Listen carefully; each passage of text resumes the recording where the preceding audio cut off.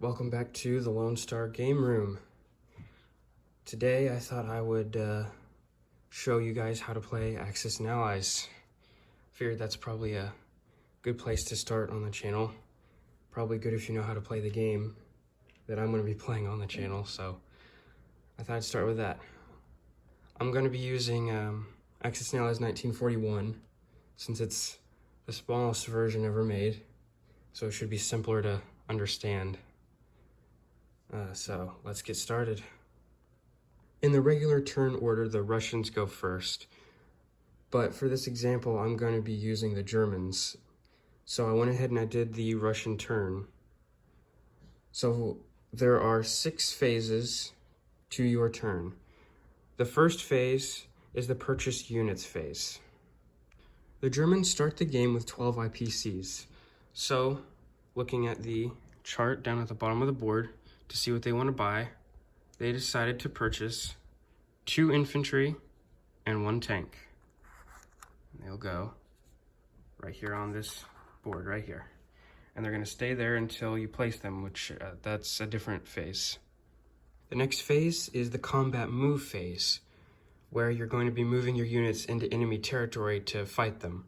So, for example, the 4 infantry in Eastern Europe are going to go into West Russia to try and retake that territory from the Russians, and we're also going to fly the bomber from Germany in to assist. Alright, now that we have all of our combat moves completed, we're going to go into the next phase, combat. She's called combat. It's where we actually roll the dice and fight over all these territories we're attacking. Alright, for our first fight, we're sitting in 3 infantry from Ukraine, 2 tanks from Ukraine, and 2 tanks from Eastern Europe, and they're all going to go in and attack the Caucasus. Alright, this is the battle strip. This is where we will take the units off the board and put them next to this strip. So each unit has a different attack or defense value. So, for example, infantry have an attack value of 1. You can see it says infantry under the 1 category. So then, what you'll do is you'll take another unit, like let's say a tank, and you'll put it in the 3 or less category because it rolls at a 3 or less. And then you'll do the same thing for the defender side. So infantry defending will go in the 2 category. So different units have different attack and defense values. You just have to find where they go, and then you will roll after that. Alright, and this is what the battleship looks like set up. So now that it is set up, we can actually roll the dice. So we have 3 German infantry, and they all roll at once. So I'm going to take 3 dice, and I need 1s to get hits. I got nothing, so they all missed. Then we have 4 tanks, so we roll 4 dice. We need 3s or less to get hits. So we got 2 hits and 2 misses. So now the Russian player has to decide what 2 units die, and for this example, they're going to choose infantry.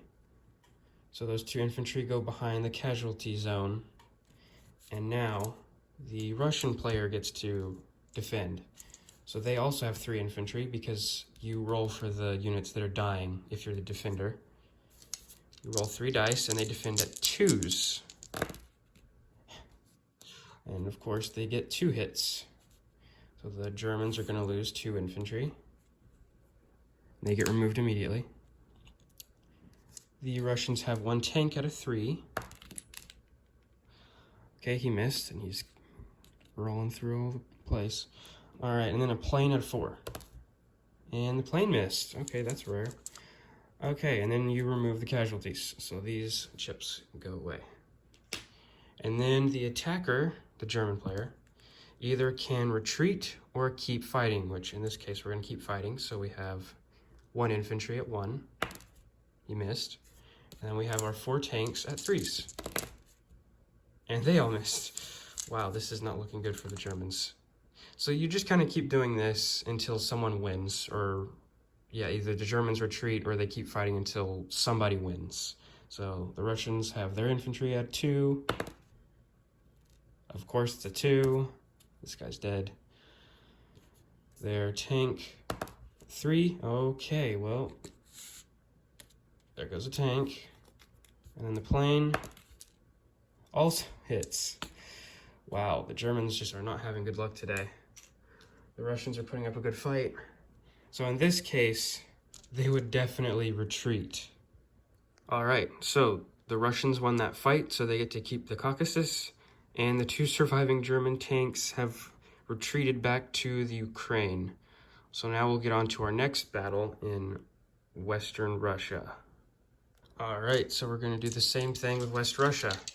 So let's just get to rolling. The Germans have 4 infantry rolling on 1s. Where's that one? It's a 5. They missed. And then they have 1 bomber out of 4. The bomber is the best attacking unit in the game. As I say that, they miss, of course. Okay, the Russians have 3 infantry defending out of 2. They did get 1 hit. It wasn't in the camera. You'll just have to believe me on that one. And then the Russian tank defends out of 3, and it gets a hit too. Okay, well, yeah, I would retreat realistically after that roll, but I'm gonna give it one more shot just to see if we can get some hits here. All right, German infantry at 1s. They missed. German bomber at 4. Well, they got 1 hit. What do you know? So the Russians lose 1 infantry, and now they get to roll. They're 3 at 2. They missed. Oh, that's nice. And then the tank gets a hit. Okay. And then you remove the casualties. Okay, and they're going to retreat now. They're definitely going to retreat. All right, so the Germans have retreated back to Eastern Europe, and the Russians still hold West Russia. But notice the bomber, excuse me, I almost said fighter. The bomber is in West Russia still. That's because we don't actually fly the bomber back until the next phase, the non-combat movement, which I'll get into in a little bit. We still have some more combats to roll, so let's get to those. All right, this one is a naval combat. So for this, we're sending a battleship and a submarine from Sea Zone 5, and we're sending a fighter from Western Europe and a fighter from Germany to attack the British battleship and submarine in Sea Zone 8. All right, so this battle is set up over in Sea Zone 8, and the odds aren't looking so good for the British. So their sub has a special ability where it can submerge and hide, so it doesn't have to participate in this fight. It gets to go back to Sea Zone 8, and it's ignored because the Germans can't see it because it's a submarine. So, yeah. So now it's just the battleship fighting the German battleship, 2 fighters and a sub. So we'll start with the German sub at a 2. It hits, so that means the battleship takes 1 damage because battleships take 2 hits to kill. So you just put it over on its side to note that it's damaged. And then 2 fighters, 3. Okay, yeah, it's dead. I don't even have to roll for the battleship, the German battleship. The British battleship still gets to roll, and it misses. Oh, the poor Royal Navy. So the Germans have won that battle. So on to the next one. All right, this is our last combat to do. So I'm just going to show you what I did during combat move, so you can see how I did this. So the German tank in North Africa is going to go into Anglo-Egypt, Sudan, but it's totally outnumbered and it'll totally die. So they're going to use this transport, and they're going to put 2 infantry on it. Transports can carry 1 infantry and 1 tank, or 2 infantry. So they're going to move all these ships, 1 sea zone over here, and drop off these 2 infantry in this fight. It's called an amphibious assault. And for good measure, they're going to bring the fighter down as well. So let's roll this out and see who wins. All right, here we go. Our last battle. So the Germans have 2 infantry rolling at 1s. And as usual, the infantry missed. And then they have a fighter and a tank rolling at 3 or less. And they get 1 hit. So the British are going to lose 1 infantry. So now the British roll, they're 2 infantry. They got 1, so the Germans lose 1 infantry. And then their tank at a 3. Misses. Okay, now the Germans have the option of retreating or continuing the attack. But only these units can retreat, the tank and the fighter, because the plane flew, it can fly, it can retreat by flying away. The tank came from North Africa, so it can retreat. The infantry, however, cannot retreat because they are being unloaded from a transport. They can't run back to the transport. Amphibious assaults, these guys cannot retreat. They have to stay and fight till the death. So they're going to leave all the units and keep fighting so they have their best chance of winning. So we're going again. The 1 infantry had 1. He actually got a hit. That's actually really rare. So they're losing an infantry. And then the plane and the tank rolling at 3s. They got him. They got him. All right, so now the British just have to roll and kill as much as they can. All right, the infantry at a 2. Missed. Tank at a 3. Hit. Okay, so this guy dies. And then all of this does too. So the Germans captured Anglo-Egypt Sudan. Let me put these units on the board and show you what happens next. I'm so glad the Germans actually captured something because now I get to show you how to do this. Okay, so the Germans have captured Anglo-Egypt Sudan. So now what you do is you get one of your roundels, one of your little markers. Let me grab one here. One of these. What are these little things? And you just stick it on the territory, showing you captured it. And then it's worth 1 IPC, so that means the Germans are gaining 1. So you go up to this chart, production chart, and you move them up 1, so they're at 12 now. The British lost that territory, so they're going down 1. So now the Germans are making 12 IPCs a turn, and the British are making 11. So that's kind of how this game works. You're just attacking and attacking to make your economy go up and make theirs go down so they can't build as much and you can build a lot. So, all right, that's the end of the combat phase. So now we're going to get on to the next one. All right, we're going to start non-combat movement. That's the next phase, phase 4, I think. All right, so this plane in Anglo-Egypt Sudan is going to fly to North Africa. The bomber, oh, I already moved it. The bomber that was in West Russia is going to Germany. Then the 2 fighters here with this fleet, one of them is going to go to Western Europe and the other one's going to fly back to Germany, where it was. And then lastly, these 3 infantry in Germany are going to march over to Eastern Europe. So that's kind of how non-combat movement works. You're just moving all your units around and landing all your planes from your combat. So now we get to the last phase. Oh, nope, there's 2 left. There's 2 phases left. I'm about to skip one. All right, next is the mobilization phase. So remember these guys? We finally get to actually place them on the board.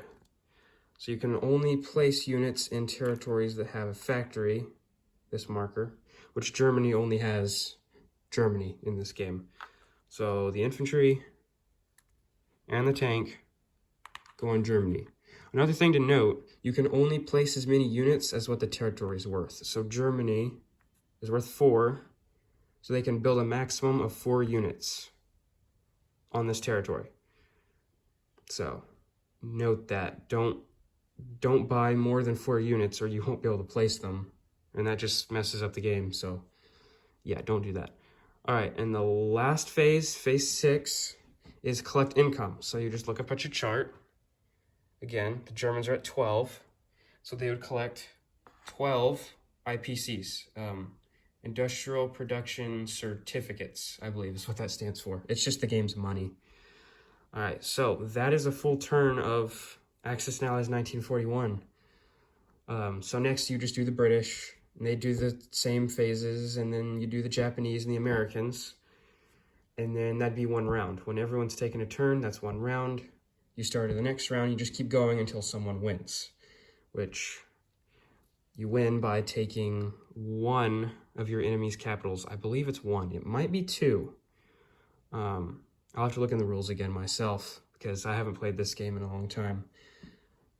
But that's how Axis and Allies works. All right, so that's how you play Axis and Allies, 1941. Again, this is the smallest version ever made, so there are definitely a lot of other versions out there. I think there's 15 now. So, I mean, the first version came out in 1981, and it's been going on ever since, so there's definitely more options out there. I definitely do recommend this game for absolute beginners. Like, if this is like your first couple games, play this. But you're gonna want to get another version pretty quick. I would recommend 1942. It's kind of the medium size. It's the perfect middle. It's big enough where you're gonna have fun, but it's not too big where it's just annoying. So that would be my recommendation for your next step up, which I have it right here. This is the first edition. I think they're on the second edition, which I think that one's probably better, so get that one. But yeah, I hope you guys enjoyed this video. I'll probably be making some gameplay videos soon of different versions. I don't know, maybe this one. I might just continue this game. We'll see.